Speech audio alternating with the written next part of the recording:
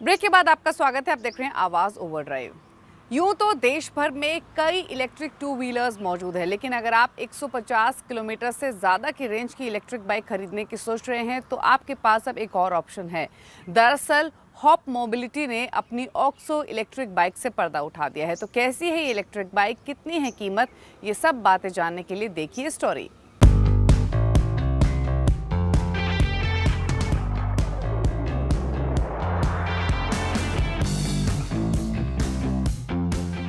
EV two wheeler में एक और एंट्री, जी हाँ, होप इलेक्ट्रिक मोबिलिटी की नई बाइक, जी हाँ, OXO, और ये आपके सामने खड़ी है।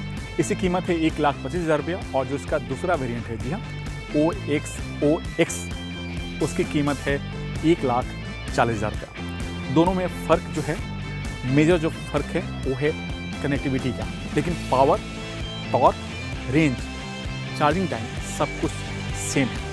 सबसे पहले आप जान लीजिए इसकी कुछ खास बातें। जो बाइक आप देख रहे हैं OXO, इसका जो रेंज है फुल चार्ज करने में वो है 150 किलोमीटर, और जो इसकी टॉप स्पीड है वो है 90 किलोमीटर स्पीड से आप इस बाइक को चला सकते हैं। और इसमें आपको 3 राइड मोड मिलते हैं, इको, पावर और तीसरा स्पोर्ट मोड। और जो बैटरी का जो चार्जिंग टाइम है, जी हाँ, 850 वाट का जो चार्जर है, उससे आप इसे करीब 80% चार्ज 4 घंटे में चार्ज कर सकते हैं, जबकि फुल चार्ज करीब 5 घंटे आपको लगेगा। होप ऑक्सो का जो डिज़ाइन लैंग्वेज है उसे सिंपल और एक सोबर रखा गया कम्यूटर बाइक की तरह। जी हाँ, सामने से गौर से देखें तो ये जो आपका हेडलैम्प है इसमें हैलोजन बल्ब का इस्तेमाल किया गया, और जो इसका टायर का साइज़ है, फ्रंट जो टायर साइज़ है वो है 18 इंच, जबकि जो रियर टायर है उसका साइज़ है 17 इंच।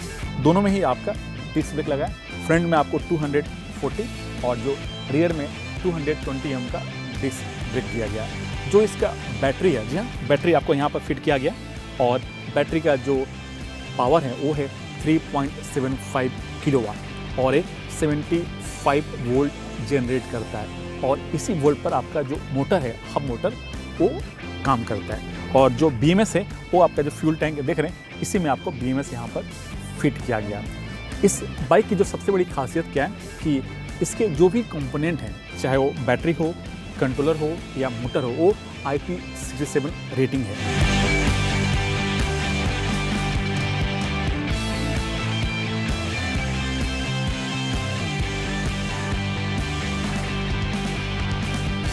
होप ऑक्सो का जो डिज़ाइन है उससे एक सिंपल जो IC इंजन है उसी की तरह रखा गया है। चाहे वो ये सामने का हिस्सा जो टैंक है, चलिए टैंक तो नहीं है क्योंकि ये बैटरी वाली बाइक है। दूसरा जो सीट है, कंपनी का दावा है कि जो इसका सीट का जो लेंथ है वो इस सेगमेंट में जितनी बाइक है उससे थोड़ा सा बेहतर रखा गया। और दूसरी बात, जो सीट का हाइट है वो है 780 mm, और जो इसका ग्राउंड क्लियरेंस है वो है 180 mm, यानी आप भारतीय सड़क के लिहाज से ठीक ठाक है। जो सामने का जो डिजिटल स्क्रीन है वो 5 इंच का है, और इसमें सब कुछ इंफॉर्मेशन डिस्प्ले होता है, और ये काफ़ी एडवांस भी है इस सेगमेंट में जितनी ही बाइक हैं उनके मुकाबले। और दूसरी बात, जो X जो इसका मॉडल है, जो टॉप मॉडल है, उसमें आपको कनेक्टिविटी का ऑप्शन दिया गया, जबकि जो ये लोअर वेरिएंट है उसमें कनेक्टिविटी का ऑप्शन नहीं दिया गया। और दोनों में जो मेजर जो फ़र्क है वो है राइड मोड का। जो नॉर्मल जो है, जो बेस वेरिएंट है, उसमें आपको 3 राइड मोड मिलते हैं। पहला है इको, दूसरा है पावर, और तीसरा है स्पोर्ट।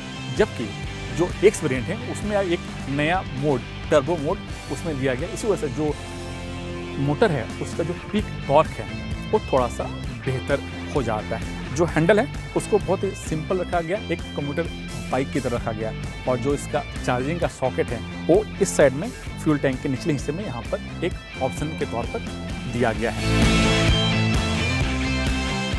जैसा कि आप जानते हैं कि वो जितनी भी इलेक्ट्रिक बाइक हैं उसमें 3 बड़े मेजर कंपोनेंट होते हैं। उनमें होता है, पहला होता है बैटरी, तो बैटरी के यूनिट है यहाँ पर आपको फिट किया गया, और दूसरा होता है कंट्रोलर को यहाँ पर फिट किया गया, और तीसरा है मोटर, जो आप देख रहे हैं पीछे हब मोटर लगा है।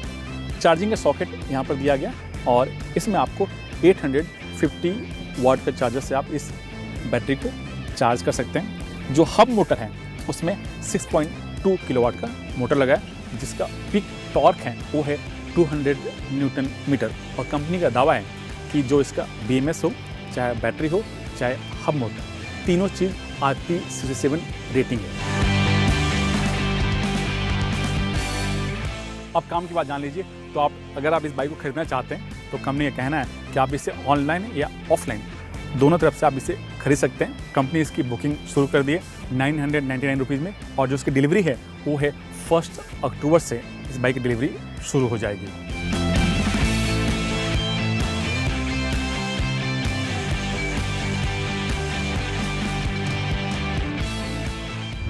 समय समय पर व्हील अलाइनमेंट करवाना क्यों जरूरी है, क्या है इसके फायदे, ये सब बातें जानने के लिए देखिए हमारा खास segment tip of the week. Wheel alignment और व्हील बैलेंस सही नहीं होने पर गाड़ी के टायर एक साइड ज्यादा घिस जाते हैं, इसलिए जरूरी हो जाता है कि समय समय पर व्हील अलाइनमेंट और व्हील बैलेंस जरूर करवा लें। कार के चारों पहियों की सही अलाइनमेंट नहीं हो तो गाड़ी की सस्पेंशन और स्टीयरिंग पर इसका असर पड़ता है। स्टीयरिंग में लगी मोटर जल्द खराब हो सकती है, इससे स्टीयरिंग फेलियर का खतरा बढ़ जाता है। साथ ही गाड़ी की सस्पेंशन में भी दिक्कत आ सकती है। खराब व्हील अलाइनमेंट आपके कार चलाने के तरीके पर भी असर डालती है। कार सीधी नहीं चल पाती और आपको लेन में सीधे चलते रहने के लिए स्टीयरिंग पर कुछ ज्यादा जोर लगाना पड़ता है। इससे ड्राइव का मजा खराब होता है। साथ ही ड्राइव करते वक्त ये लगता रहता है कि गाड़ी एक साइड ज्यादा भाग रही है। व्हील अलाइनमेंट के साथ व्हील बैलेंस का भी सही होना जरूरी है। व्हील बैलेंस सही नहीं होने से तेज स्पीड पर गाड़ी चलाते वक्त गाड़ी में वाइब्रेशन होने लगता है, इसलिए जरूरी है कि व्हील अलाइनमेंट के साथ व्हील बैलेंस भी जरूर करवा लें। स्पेशलिस्ट और ऑथराइज्ड डीलर से ही व्हील अलाइनमेंट और व्हील बैलेंस करवाएं। सही इंस्ट्रूमेंट और सही टेक्नीशियन नहीं होने पर व्हील का अलाइनमेंट ठीक से नहीं हो पाता है।